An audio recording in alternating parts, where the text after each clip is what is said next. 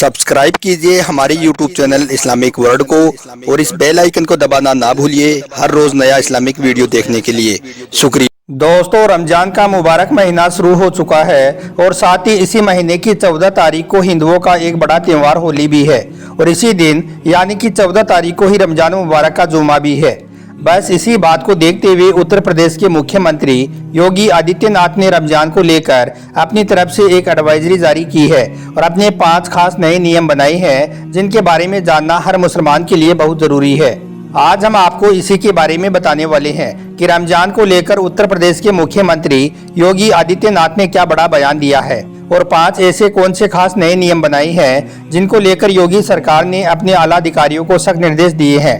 जानकर यकीनन आप भी हैरान रह जाओगे, इसलिए आज का यह वीडियो आप सभी के लिए बहुत खास है। आप इसको आखिर तक जरूर देखें और आप सबसे ये गुजारिश है कि आप इस वीडियो को लाइक करें या ना करें, मगर मेहरबानी करके इसे शेयर जरूर कर दें ताकि और भी मुसलमानों के पास में यह वीडियो पहुंच जाए। तो चलिए दोस्तों शुरू करते हैं। दोस्तों, जैसा कि आप सभी को मालूम होगा कि उत्तर प्रदेश के मुख्यमंत्री योगी आदित्यनाथ को मुसलमानों के खिलाफ अजीबोगरीब बयान देने के लिए खास जाना जाता है। जब से उत्तर प्रदेश में योगी सरकार बनी है तब से लेकर अब तक जितने भी मुसलमानों के त्यौहार आई हैं हर बार यही संशय बना रहता है कि इस बार पता नहीं योगी सरकार की क्या एडवाइजरी जारी होगी, इस बार इस त्यौहार को मनाने की हमें इजाजत मिलेगी या नहीं मिलेगी। हर बार यही संशय बना रहता है। योगी सरकार ने पहले मुहर्रम, फिर बकरीद, फिर ईद और अब रमजान को लेकर अपनी एडवाइजरी जारी की है और अपने 5 खास नए नियम बनाए हैं और अपने आला अधिकारियों से कहा है कि वो रमजान के महीने में इन 5 नियमों का सख्ती के साथ में पालन करवाएं और अगर कोई इनकी पालना नहीं करता है तो उन पर कड़ी से कड़ी कार्रवाई की जाए। नंबर 1, भीड़ इकट्ठा न होने पाए। दोस्तों, योगी सरकार ने अपने आला अधिकारियों को पहला सख्त निर्देश तो ये दिया है कि इस बार रमजान के महीने में कोई भी सड़कों पर भीड़ इकट्ठा ना करने पाए, यानी कि एक जगह पर भीड़ इकट्ठा करके ना खड़े होने पाए और खास करके 14 मार्च 2025 के दिन इस बात का विशेष ध्यान रखा जाए क्योंकि 14 मार्च के दिन हिंदुओं का बड़ा त्यौहार होली है और साथ ही मुसलमानों के रमजान मुबारक का जुमा भी है, यानी कि 14 मार्च के दिन जुमा की नमाज भी पढ़ी जाएगी। इसलिए इस दिन इस बात का खास ध्यान रखा जाए कि कोई भी इस दिन भीड़ इकट्ठा करके ना खड़े होने पाए। ऐसा इसलिए क्योंकि हाल ही के दिनों में ऐसा देखा गया है कि हमारे देश भारत में कुछ ऐसे असामाजिक तत्व हो चुके हैं जो इस बात का फायदा उठाकर भीड़ में जाकर खड़े हो जाते हैं और फिर सांप्रदायिक माहौल खराब करने की कोशिश करते हैं।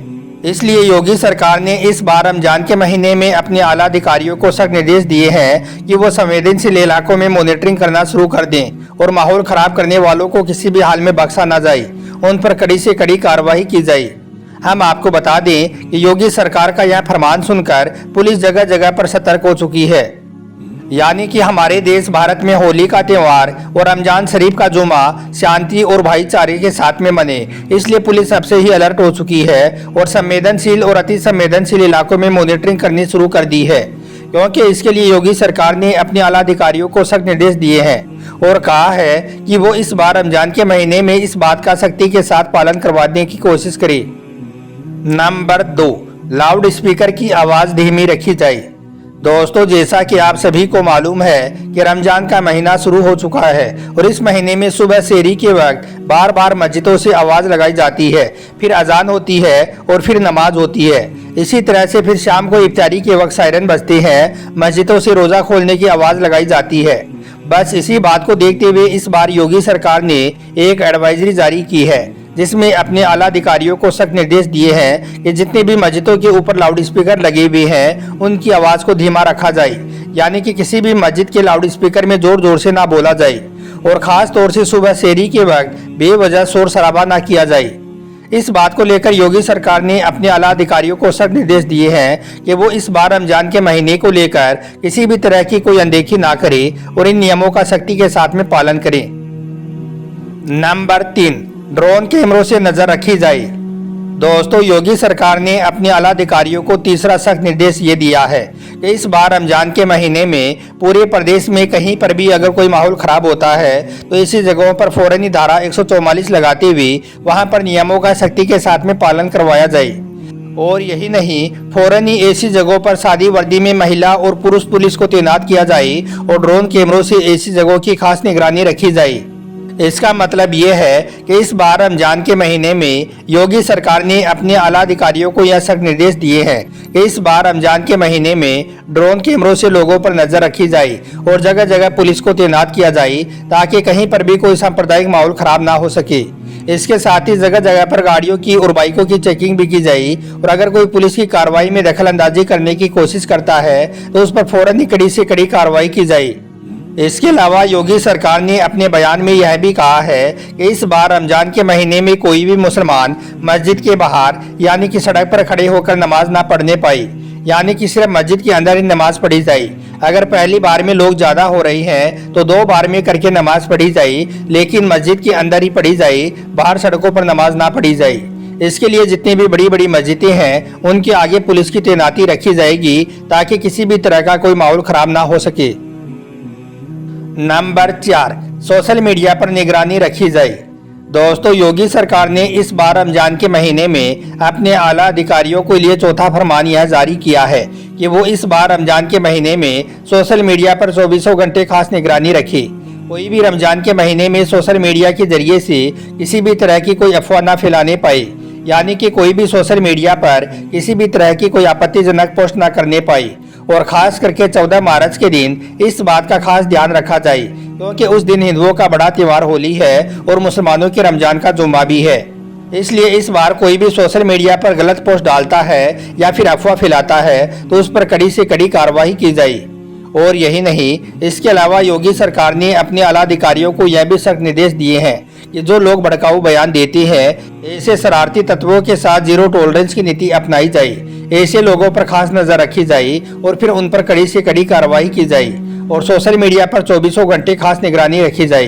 कोई भी शख्स रमजान और होली के मौके पर कोई अफवाह न फैलाने पाए और न ही कोई आपत्तिजनक पोस्ट करने पाए, यानी कि माहौल खराब करने की कोशिश करने वालों पर खास नजर रखी जाए और फिर ऐसे लोगों पर कड़ी से कड़ी कार्रवाई की जाए। और नंबर 5, धर्म गुरुओं से खास अपील की है।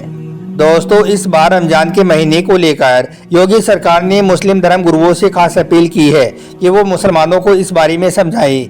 बस इसी बात को देखते हुए फिर लखनऊ में मौजूद इस्लामिक सेंटर ऑफ इंडिया के चेयरमैन और ईदगाह के मौलाना खालिद रशीद फिरंगी ने भी मुसलमानों के लिए एक एडवाइजरी जारी की है।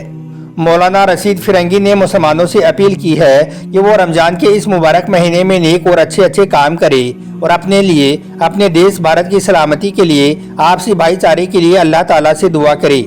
साथ ही मौलाना रशीद फिरंगी ने मुसलमानों से सहरी के वक्त यानी कि सुबह के वक्त बेवजह शोर न करने की अपील भी की है ताकि आपके पड़ोसियों और आपके मोहल्ले वालों को किसी भी तरह की कोई परेशानी न होने पाए, यानी कि उनका पूरी तरह से ख्याल रखा जाए।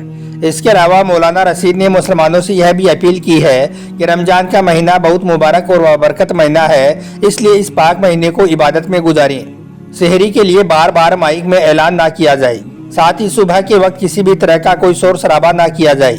इसके अलावा नमाजी अपनी गाड़ियों को उसी जगह पर खड़ी करे जिस जगह को पार्किंग के लिए मुकर्रर किया गया हो, जिसकी वजह से किसी भी आने जाने वाले को कोई परेशानी ना होने पाए।